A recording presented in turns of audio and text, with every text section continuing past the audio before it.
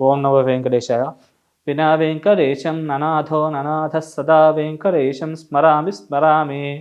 హరే వెంకటేశ ప్రసీద ప్రసీద ప్రియం వెంకటేశ ప్రయచ్చ ప్రయచ్చ. అహం దూరతస్తే పదాంభోజయుగ్మ ప్రణామే చ యాగత్య సేవాం కరోమి.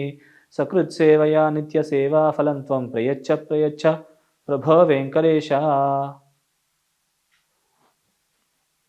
ఓం నమో వెంకటేశాయ.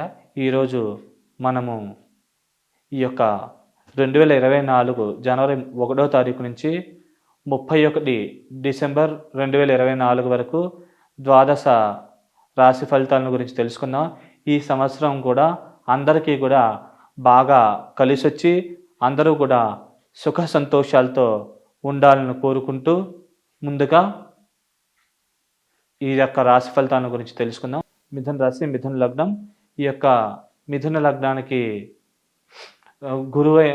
గురువు ఈ యొక్క లాభస్థానంలో ఉండడం వల్ల చేతిదాకా వచ్చే కొన్ని అవకాశాలు లాంటివి మిస్ అవ్వడం, కొద్దిగా లాభాలు చేతిదాకా వచ్చి కొన్ని అనుకోని విధంగా కొన్ని అవకాశాలు దూరం అవడం వల్ల కొద్దిగా ధన నష్టం ఇలాంటివి కూడా కొన్ని జరిగే అవకాశం ఉంది. విద్యార్థులకి స్వల్పంగా మెరిట్ మార్కులు తగ్గడం లాంటి పరిణామాలు జరిగే అవకాశం ఉంది కాబట్టి ఈ విషయాల్లో తగు జాగ్రత్తలు తీసుకోగలరు. అలాగే సోదరీ వర్గీయులతో స్వల్పమైన ఇబ్బందులు చికాకులు లాంటివి కలిగే అవకాశం ఉంది కాబట్టి ఈ విషయాల్లో కొద్దిగా జాగ్రత్తగా ఉంటే మంచిది.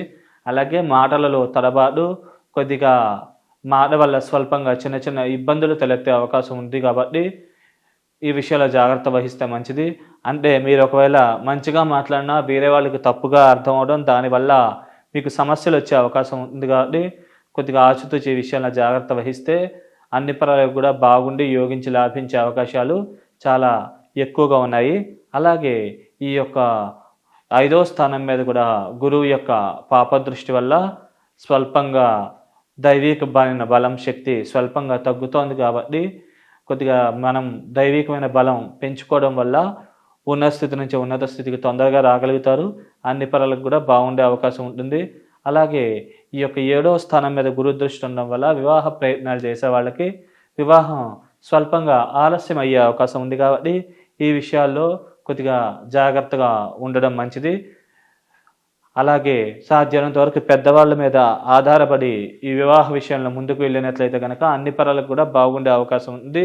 అలాగే మే 2వ తారీఖు నుంచి ఈ గురువు వ్యయస్థాన సంచారం వల్ల అనవసరమైన ఖర్చులు అధికంగా అయ్యే అవకాశం ఉంటుంది. అలాగే శత్రు రోగ రుణాది పీడలు కూడా ఎక్కువగా ఉండే అవకాశం ఉంది. భూమి పరంగా కూడా స్వల్పమైన లిటికేషన్స్ క్రియేట్ అయ్యే అవకాశం ఉంది కాబట్టి ఈ విషయాల్లో కొద్దిగా జాగ్రత్తగా ఆచితూచి వ్యవహరించగలరు, లేకుంటే సమస్యలు వచ్చే అవకాశం ఉంది. అలాగే ఈ యొక్క గురువు యొక్క పాపదృష్టి ఈ యొక్క 9వ స్థానం మీద కూడా ఉండడం వల్ల అలాగే ఈ యొక్క గురువు యొక్క పాపదృష్టి ఈ యొక్క 8వ స్థానం మీద ఉండడం వల్ల న్యాయపరమైన కోర్టుకు సంబంధించిన చిన్న చిన్న లిటిగేషన్స్ ఇబ్బందులు లాంటివి తలెత్తే అవకాశం ఉంది కాబట్టి ఈ విషయాల్లో కొద్దిగా జాగ్రత్తగా ఆచితూచి వ్యవహరించగలరు. అలాగే ఈ యొక్క లగ్నానికి దశమంలో రాహు, 4వ ఇంట్లో కేతు ఉండడం వల్ల వ్యక్తిగత జాతకంలో కేతు మహాదశ అయిపోయి రాహు మహాదశ మిగిలి ఉన్నట్లయితే కనుక ఈ రాహుకేతులు ఇద్దరు కూడా మంచిగా లాభించి యోగించే అవకాశం ఉంటుంది. మంచి శుభ పరిణామాలని, అనుకూల ఫలితాలను ఇచ్చే అవకాశం ఉంది. వృత్తిపరంగా కూడా ప్రమోషన్లు, ఇంక్రిమెంట్లు, మీరు ఏదైతే అనుకుంటున్నారో ఆ యొక్క ప్లేస్కి ట్రాన్స్ఫర్ ఇట్లాంటివి లభించి మీరు ఉన్న స్థితి నుంచి ఉన్నత స్థితికి చేరుకునే అవకాశం ఉంది. అలాగే సుఖ సంతోషాభివృద్ధి, దైవికమైన బలం శక్తి పెంపొందడం, తల్లికి ఆరోగ్యం మెరుగుపడడం ఇలాంటి పరిణామాలు అధికంగా జరిగే అవకాశాలు చాలా ఎక్కువగా ఉన్నాయి కాబట్టి ఈ సమయాన్ని సద్వినియోగం చేసుకుని ఉన్న స్థితి నుంచి ఉన్నత స్థితికి తొందరగా చేరుకోగలరు. అలాగే ఆకస్మిక ధనలాభాలు, ఆకస్మిక ధన ప్రాప్తి, ఆకస్మికంగా ఉద్యోగంలో ధనంపరమైన ప్రమోషన్స్ రావడం, పొజిషనల్ ప్రమోషన్స్ కూడా రావడం లాంటి పరిణామాల వల్ల మంచి ఆనందంగా గడపగలుగుతారు. అన్ని పేరాలకు కూడా చాలా బాగుంటుంది. అలాగే కేతువు ఈ యొక్క 4వ స్థానంలో ఉండడం వల్ల వ్యక్తిగత జాతకంలో కనుక ముందుగా కనుక రాహు మహాదశ అయిపోయి కేతు మహాదశ మిగిలి ఉన్నట్లయితే కనుక ల్యాండ్ పరంగా స్వల్పమైన లిటిగేషన్స్ క్రియేట్ అయ్యే అవకాశం ఉంది. కొద్దిగా వ్యవహారికపరమైన చిక్కులు సమస్యలు లాంటివి తలెత్తే అవకాశం ఉంది కాబట్టి ఈ విషయాల్లో తగు జాగ్రత్తలు తీసుకుంటే అన్ని పనులకు కూడా బాగుండే అవకాశం ఉంటుంది. అలాగే ఈ లగ్నానికి భాగ్యస్థానంలో శని ఉండడం వల్ల నిల్వధనం పెంపొందడం, దైవికమైన బలం శక్తి పెంపొందడం, అలాగే తండ్రి యొక్క సోదర సోదరి వర్గీయుల యొక్క సహాయ సహకారాలు అధికంగా లభించడం మరియు లాభాభివృద్ధి, ఆకస్మిక ధన ప్రాప్తి లాంటి పరిణామాలు జరిగే అవకాశం ఉంది. శత్రు రోగ రుణాది పీడలు చాలా తక్కువగా ఉంటాయి. ఎవరైతే మిమ్మల్ని గురించి నెగిటివ్గా అనుకుంటారో వాళ్ళ వల్ల మీకు మంచి జరిగే అవకాశం ఉంది. అలాగే బ్యాంకు లోన్లు లాంటివి తొందరగా మంజూరయ్యే అవకాశం ఉంటుంది. అలాగే మిమ్మల్ని ఎవరైతే చూసి ఈర్ష్యపడతారో వాళ్ళ వల్లే మీకు లాభం అధికంగా కలిగే అవకాశం ఉన్నది. కాబట్టి ఈ సమయాన్ని మీరు సద్వినియోగం చేసుకుని ఉన్న స్థితి నుంచి ఉన్నత స్థితికి చేరుకోగలరు.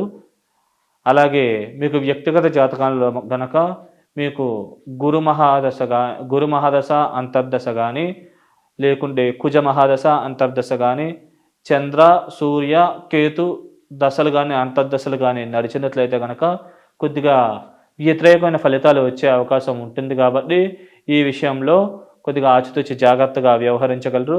ఒకవేళ ముందరగా కనుక వ్యక్తిగత జాతకంలో ఈ దశలు కనుక అయిపోయినట్లయితే కనుక వీటి ప్రభావం చాలా తక్కువగా ఉంటుంది. ఒకవేళ కానట్లయితే కనుక వీటి ప్రభావం వల్ల కొద్దిగా ఇబ్బందులు తలెత్తే అవకాశం ఉంది. కాబట్టి ఈ విషయంలో కొద్దిగా రెమెడీస్ ఆచరించి ఈ యొక్క దోష ప్రభావం నుంచి బయటపడి ఉన్న స్థితి నుంచి ఉన్నత స్థితికి చేరుకోగలరు.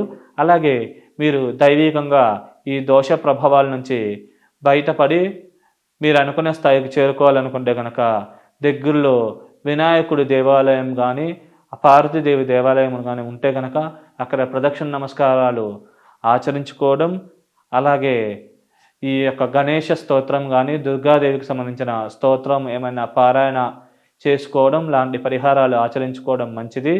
అలాగే